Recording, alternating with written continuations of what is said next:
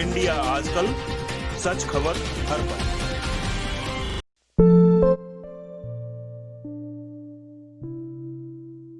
Hello दोस्तों, नमस्कार। मैं हूं आईपीएस यादव। आप देख रहे हैं यूट्यूब चैनल इंडिया आजकल, सच खबर हर पल। पेश है एक नया वीडियो जिसका शीर्षक है चमत्कार। भगवान थोड़े दिन पहले जैन मंदिर की प्रतिमा से पानी टपक रहा था। जैन कहते हैं कि अमृत झर रहा है, अब आनंद ही आनंद होगा। तथा कथित धर्म स्थानों में ऐसा चमत्कार होता ही रहता है और यह प्रतिमा मानव जीवन की रुग्णता देखकर आंसू बहाती है अथवा अमृत वर्षा करती है। यह कैसे पता चले, कृपया हमें समझाने की अनुकंपा करें।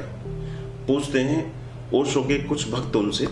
तो ओशो कहते हैं इस वीडियो में, न तो अमृत झर रहा है और न ही आंसू झर रहे हैं। प्रतिमा तो पत्थर है, रोएगी भी क्या, करुणा भी करेगी, लेकिन बड़े चालबाजों के हाथ में धर्म पड़ गया है।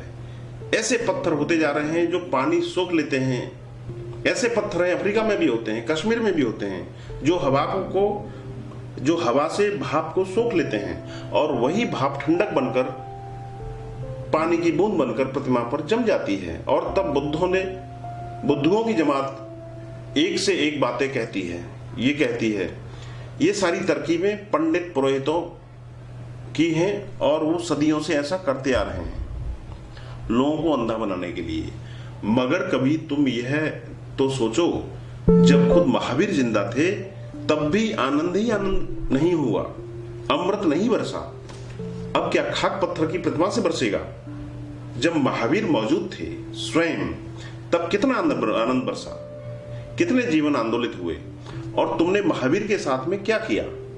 कानों में कीले ठोके, उनको सताया, उनको मारा गया, एक गांव से दूसरे गांव में उनको भगाया गया। पागल कुत्ते महावीर के पीछे छोड़े गए, खूंखार कुत्ते महावीर के पीछे लगाए गए लगातार, क्योंकि महावीर की नग्नता तुम्हें सालती थी, अखरती थी, ना काबिले बर्दाश्त थी। महावीर की नग्नता उनकी सरलता की उद्घोषणा थी, जैसे छोटा बच्चा। लेकिन उनकी नग्नता तुम्हें अड़चन देती थी। उनकी नग्नता तुम्हें भी खबर देती थी कि तुम भी तो नग्न ही हो। वस्त्रों में कितना ही अपने आप को छिपा लो, ढांक लो, सच्चाई छिपेगी नहीं छिपाने से। उगड़ो, तुम्हें बेचैनी होती थी, घबराहट होती थी। तुम समझते थे कि यह आदमी हमें भ्रष्ट कर रहा है, हमारे बच्चों को भ्रष्ट कर रहा है। गांव में टिकने नहीं देते थे महावीर को। महावीर जब जीवित थे तब आनंद ही आनंद नहीं बरसा, अमृत नहीं बरसा। अब किसी पत्थर की प्रतिमा पर पानी की बूंदें जम जाएंगी और आनंद ही आनंद हो जाएगा। कुछ तो गणित भी याद करो। ये तो सीधे से गणित हैं। लोग कहते हैं कि जब धर्म की हानि होती है तो भगवान का अवतार होता है। कृष्ण के वचन का लोग उद्धरण करते हैं, संभवामी युगे युगे, मैं आऊंगा युग युग में, जब तक धर्म की हानि होगी मैं आऊंगा। यदा यदा है धर्मस्य ग्लानिर्भवति भारत, जब भी ग्लानि धर्म की होगी मैं आऊंगा। मगर तब आए थे, तब कौन से धर्म की पुनर्स्थापना हो सकी? महाभारत हुआ, धर्म की कोई पुनर्स्थापना तो नहीं हुई। हिंदुओं का हिसाब से कोई 1 अरब आदमी महाभारत के युद्ध में मारे गए, धर्म का कोई अवतरण तो नहीं हो गया। सच तो यह है कि महाभारत में भारत की जो रीढ़ टूटी वह फिर आज तक कभी नहीं सीधी हो पाई। और महाभारत में जो भारत की आत्मा मरी वह अब तक पुनर्जीवित नहीं हो सकी। महाभारत के बाद भारत फिर कभी नहीं उठ पाया, अपने पैरों पर कभी खड़ा नहीं हो पाया, टूटता ही गया, बिखरता ही गया और खंडित होता ही गया। ईसाई कहते हैं कि जीसस का अवतरण हुआ था मनुष्य के उद्धार के लिए। वे आए ही थे इसलिए, परमात्मा ने भेजा था उन्हें। इसलिए एकमात्र बेटे हैं वे परमात्मा के, इकलौते पुत्र। अपने इकलौते बेटे को परमात्मा ने भेजा, जाओ अब मनुष्य का उद्धार करो।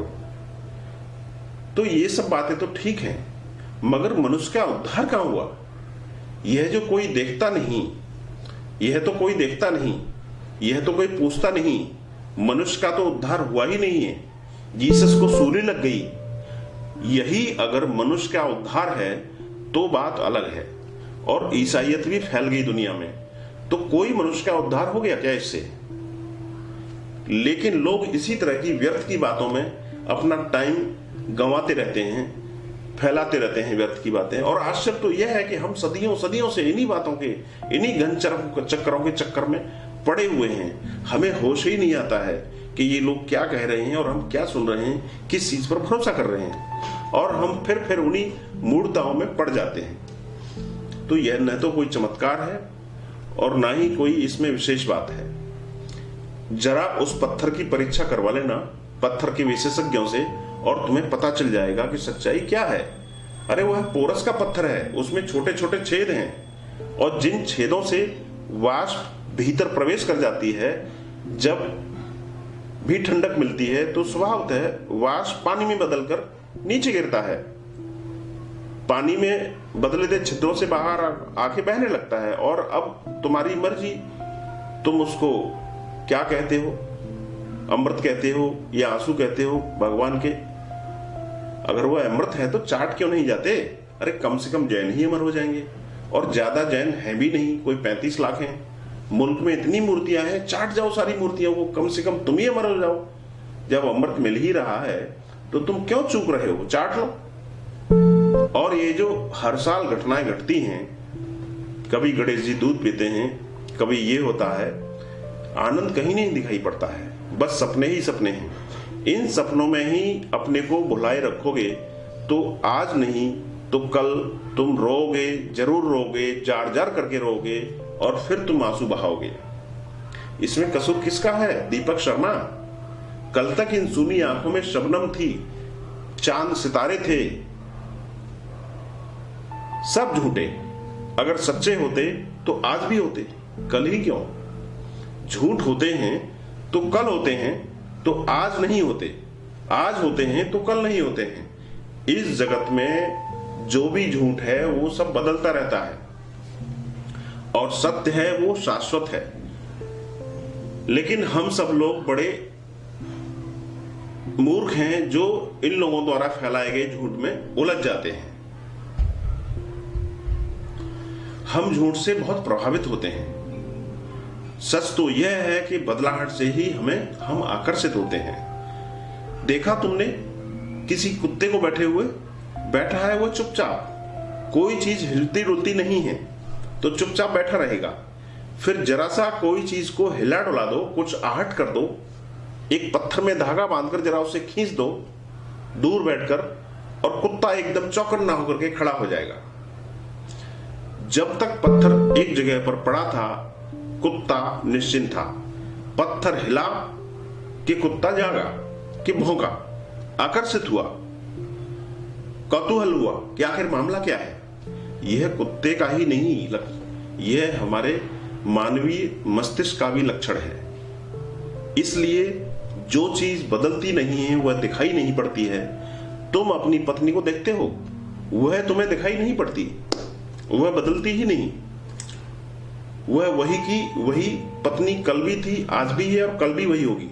लेकिन पड़ोसी की पत्नियां तुम टकटकी लगाकर देखते हो।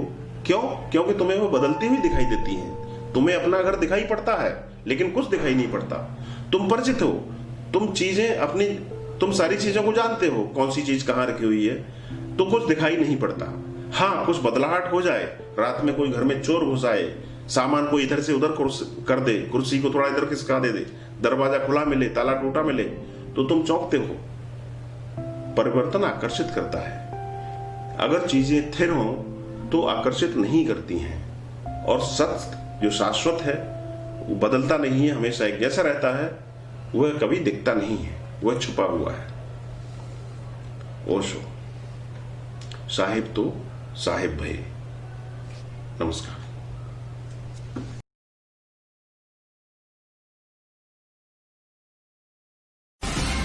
इंडिया आजकल, सच खबर हर पल।